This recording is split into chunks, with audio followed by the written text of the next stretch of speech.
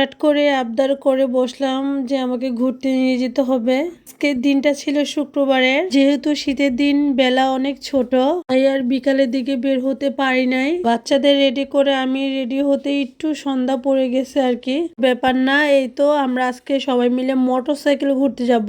বেশ অনেক দিন হয়েছে মোটরসাইকেলে উঠি না, আজকে ভেবেছি একটু মোটরসাইকেলে ঘুরবো। মোটরসাইকেলে যখন উঠবো একটু প্যাকেটিং করে নিয়েছি বাচ্চাদের। মোটরসাইকেলে উঠলে তো বেশ অনেক বাতাস লাগে। রামগঞ্জ একটা রেস্টুরেন্ট আছে, ফুড ভিলেজ, তো আজকে আমরা সেখানে একটু সন্ধ্যার নাস্তা করব। লক্ষ্মীপুর থেকে রামগঞ্জ যেতে একটু বেশ অনেকটাই সময় লাগে। রেস্টুরেন্টের ভিতরটা অনেক বেশি সুন্দর ছিল। রেস্টুরেন্টটা কিন্তু বেশ অনেকটাই বড় ছিল। এই রেস্টুরেন্টের একটা প্লাস পয়েন্ট হচ্ছে বাচ্চাদের জন্য হিউজ পরিমাণ জায়গা আছে। এই রেস্টুরেন্টের ডেকোরেশনটা আমার সবচেয়ে বেশি ভালো লাগে। উপরে লাল নীল বাতি ছিল আর অনেক বেশি গাছপালা ছিল। এই রেস্টুরেন্ট যত গাছ দেখতেছেন সব কিন্তু এগুলা রিয়েল। কি সুন্দর ফুল ফুটে আছে, ভীষণ ভালো লাগে এই রেস্টুরেন্টটা। আর খাবারের মানও অনেক বেশি ভালো। আমি কিন্তু এই রেস্টুরেন্টে আরো 2-3 বার এসেছিলাম, তাই আগের এক্সপিরিয়েন্স থেকে আমি বললাম আপনাদের। ছবি তোলার জন্য তারা একটা সেলফি কর্নারও রেখেছে, ভীষণ সুন্দর ছিল সেলফি কর্নারটা। বাচ্চাদের জন্য দোলনা, স্লিপার আর অন্য অনেক কিছু ছিল।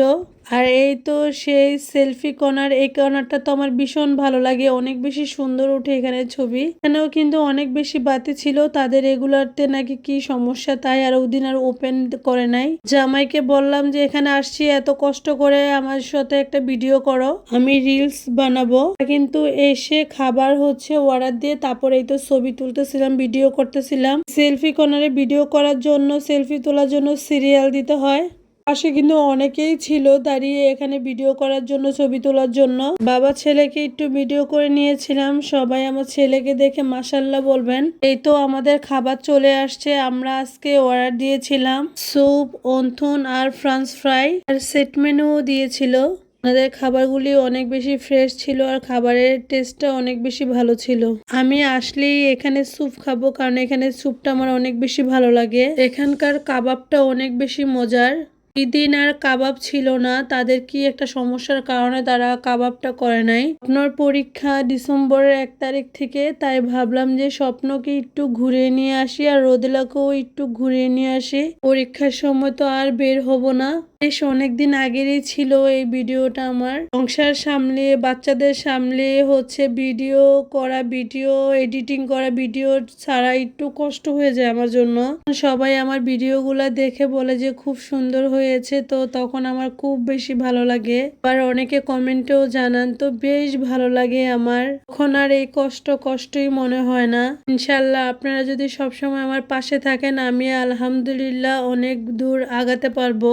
আমার হাজবেন্ডেরও কিন্তু একটা পেজ আছে, আমি ক্রিয়েট করে দিয়েছি। এই তো 2-3 দিন হয়েছে, তানিম ভাই অফিসিয়াল। চাইলে আপনারাও ঘুরে আসতে পারেন, আর ভালো লাগলে একটা লাইক করে দিবেন। আর আমাদের জন্য সবাই দোয়া করবেন যাতে আমরা সব সময় এরকম হাসি খুশি ভাবে সারা জীবন থাকতে পারি। তাহলে কিন্তু এখানেও উপরে বসে আপনারা খাবার খেতে পারেন, কিন্তু রোদেলা ছোট তাই আর আমি উপরে বসি নাই, কারণ ও পড়ে যাওয়ার সম্ভাবনা আছে।